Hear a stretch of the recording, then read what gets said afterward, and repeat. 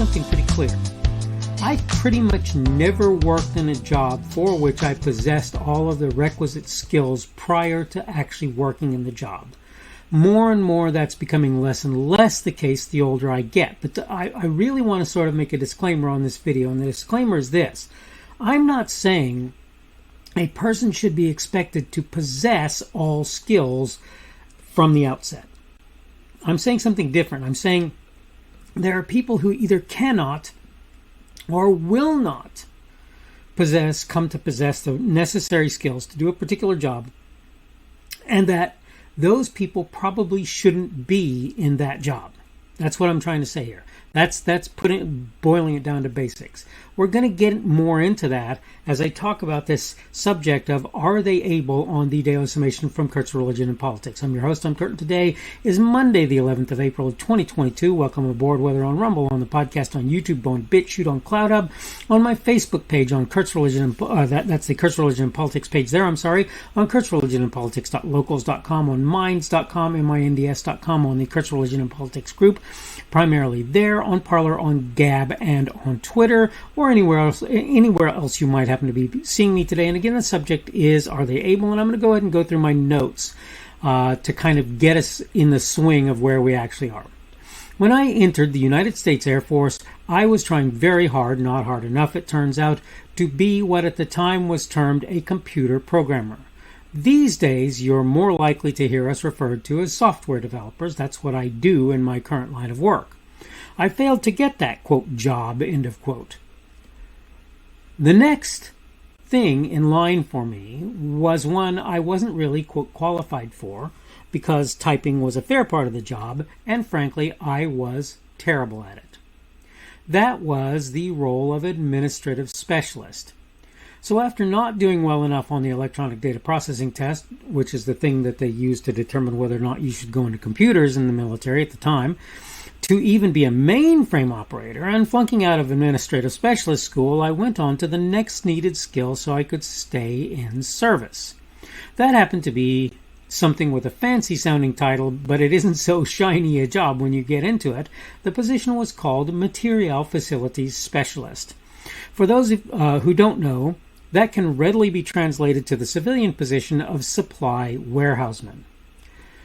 It was a good job and I liked it okay, but it wasn't something that I would have chosen as a position for myself. You might think I'd be bitter for having gone through what I did, especially when later the Air Force waived my, quote, bad score, end of quote, on the EDPT, and placed me into Communications Computer Systems Operations School, which I more or less aced. Fact is, though, I'm not bitter. I'm not. It was hard for me to accept where I landed and a lot of work to get where I wanted to go. Right? That's sure. That's obvious. But regardless whether the requisite skills were proper or not, they were counted as needed to do the various jobs. That's why it somewhat boiled my bunions to find myself working as a warehouseman, where part of the qualification for the position was to be able to lift a certain amount of weight, only to find ladies working in that job who could not do what was required for me, what I had to be able to do. I can't remember how much it was, 50 or 75 pounds over your head.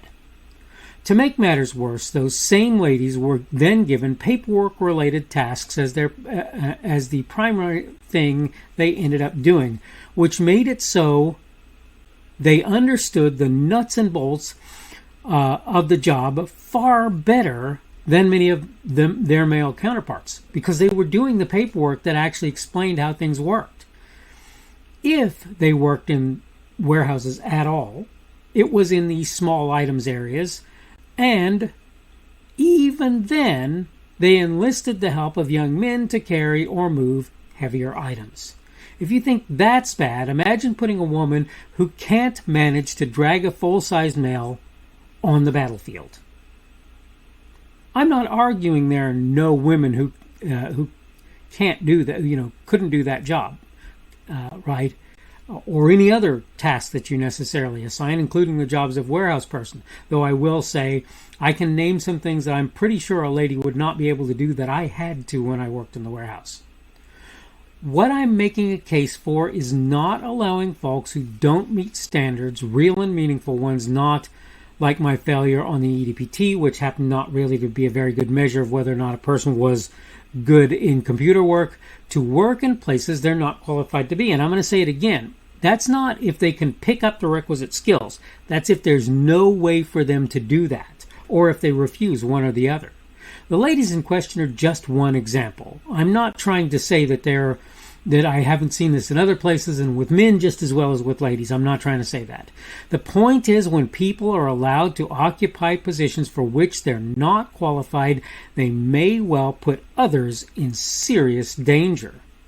In the best case, they keep qualified folks out and increase the workload on those able to do the job. And again, for the ladies in the warehouse, and I'm sure there are some people who are going to complain about me saying this, but they literally were allowed positions that made it so that they were going to be advanced over their peers because they learned things that other people couldn't get in to learn because they were doing those things instead. Okay, so that's the best case, is that they keep qualified folks out, increase the workload on those able to do the job, right? Is that really reasonable? Not from my perspective, it's not. Okay, I'm done with my notes. Look, it's pretty obvious. This is another mic drop moment. I'll just say it. This is another mic drop moment. When you think about what I'm saying, it just doesn't take a genius to understand it. If you take a person and put them in a physical position, tell them you're going to have to work physically if you want to really be qualified for this position. And that person, whether they're a weak male or even a strong female in lots of instances, and again, not in every one. There are ladies who probably can do every bit the physical exertion that I can, and I'm not trying to argue otherwise. I'm no physical specimen these days, though I'm not in horrible shape, all things considered. But I'm not the guy that I would want. I mean, I could work in a warehouse these days because I know how to work smarter, not harder, quite frankly. But the fact of the matter is, young people working in warehouses, if you put young ladies in warehouses, they're typically not able to do that job. Again, is that everybody? No, I'm not trying to say that. And again, are there males who won't be able to perform those jobs? Yeah, there absolutely are males who will not be able to perform warehousing work. They won't be able to do it. Okay? So I'm not sitting here trying to tell you, oh, men will always be better at this job, and I'm not sitting here trying to tell you women can never do this job, but I personally experienced instances where people were put in jobs where they didn't have the abilities that they needed to do the job, and they weren't about to get those abilities. And this is what I'm trying to get across to you. When you take a person who doesn't learn how to do a job, or worse yet, who can't learn how to do a job, and you stick them in a position where they're doing that job, you're now paying somebody to do something that they can't do, and that is bad. Okay? And here's the thing. There's another thing about this, right? And it is that people are being forced to put people into positions these days. They're being told, you've got a quota. You have to have this person or that person in a given job, and this person or that person is not qualified. Or I can't find a person of this sort or that sort who is qualified. Oh, you have to have a gay person. You have to have a black person. You have to have a woman. I don't have a problem with a black female president if the person can handle the job. If you can find me a black female version of Maggie Thatcher, I'm all in. Okay, I'm all in. No joke. I don't care if she's black. I don't care if she's female. It doesn't matter to me. If you can find me a gay person who can honestly show they can do the job, I will say that I have reservations about that because there's a choice being made there to be gay. They can say I was born gay all they want. You still choose to act that way, and that's just reality. But my point is to say, if you can find me those people and they can do the job, I'm going, knock yourself out. It's people who can't do the job and will never be able to. Again, people need to be trained lots of times, and that's all there is to it. But the fact is, people who can't do the job and will never be able to, those are not people you want to push into those positions, regardless whether you're trying to fill a quota or not. I don't care. It doesn't matter. Okay, so that's kind of what I'm trying to get across today. Are they able? Can the person do the job?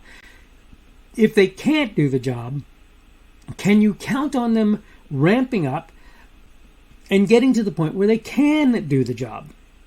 If not, what on earth are they doing there? Okay, I need to go ahead and wrap things up. I'm running up on my time. Like I said, I'm kind of experimenting with a 15-minute window as opposed to the 10-minute window that I was before. It takes a little while to get exactly where that is, and so I'm kind of working that out in my head as I go. But that having been said, let me go ahead and wrap up. This has been the Daily Summation from Kurt's Religion and Politics. I'm your host. I am Kurt, and today is Monday, the 11th of April of 2022. That would be that beginning of the work week for a lot of folks out there. That means tomorrow will be Tuesday, the 12th of April of 2022, working up on the middle of the week already on tomorrow, as obviously it happens pretty quickly every week as far as I'm concerned. But Tuesday, the 12th of April, 2022 is what it'll be. Thank you for everyone who's been here on Rumble, the podcast, YouTube, BitChute, CloudHub, my Facebook page, the Kurt's Religion and Politics page on Facebook, that is, Kurt's Religion and Politics.locals.com, on Minds.com, again, MINDS, on the Kurt's Religion and Politics group, primarily there, on Parler, Gab, and Twitter. Thank you for coming along today, as I've said already. The subject for today has been, are they able? And tomorrow we're going to talk on a very simple subject that I think a lot of people need to hear. Probably talked about it before, but I think it bears repeating, so I'm going to go ahead and do that. The subject for tomorrow will be courtesy. Hope you're doing well today. Hope everything is going well for you, and hopefully we will see you again on Tuesday's edition of the Daily Summation from Kurt's Religion and Politics. The speaker on this edition of the Daily Summation is Kurt Schubert. This podcast was created on Monday, the 11th of April of 2022. The Daily Summation is created for Kurt's Religion and Politics. Thanks for watching today's edition of the Daily Summation from Kurt's Religion and Politics. Don't forget to come back tomorrow to check out the next one. Remember, on various platforms, primarily Rumble, YouTube, BitChute, and CloudHub, and the audio podcast, you can subscribe to my content. For the audio podcast, you probably want to use Apple, Google, or Spotify. Apple Podcasts, Google Podcasts, or Spotify. In order to find me on those platforms, you can go to the Kurt's Religion and Politics channels on Rumble, YouTube, BitChute, and CloudHub. You can also get to my content on Facebook by finding the Kurt's Religion and Politics page there. Minds, MINDS.com, where you will find me at the Kurt's Religion and Politics group. And Kurt's Religion and Politics.locals.com as well. You can look there. I post my daily video on various social media sites, really only about 3, Parler, Gab, and Twitter at present. I am at KP Schubert on each of them, and you can find me under them, and you can find the videos under me. You should be able to find my podcasts on Google and Apple Podcasts and Spotify. It's also on podcasts.kpschubert.com. That's podcasts with an S. .kpschubert.com. If you're looking for me on various of the podcast sites, you probably want to search Kurt's Religion and Politics, not the Daily Summation. Keep in mind you can subscribe to my content on various places that I put it. All constructive feedback is welcome. You can like, dislike, add a rumble, or give whatever feedback is available on any of the platforms that you can do such things. You can also add a comment on what I put there. Unless you're advertising or doing something that I believe will harm others, I'll leave your comments out there even if I don't agree with or understand them. I will try to let you know I've seen them when possible and may reply if I feel it's reasonable, appropriate, and possible, of course. Thanks again for viewing this edition of the Daily Summation from Kurt's Religion and Politics. Don't forget to come back again for tomorrow's as well.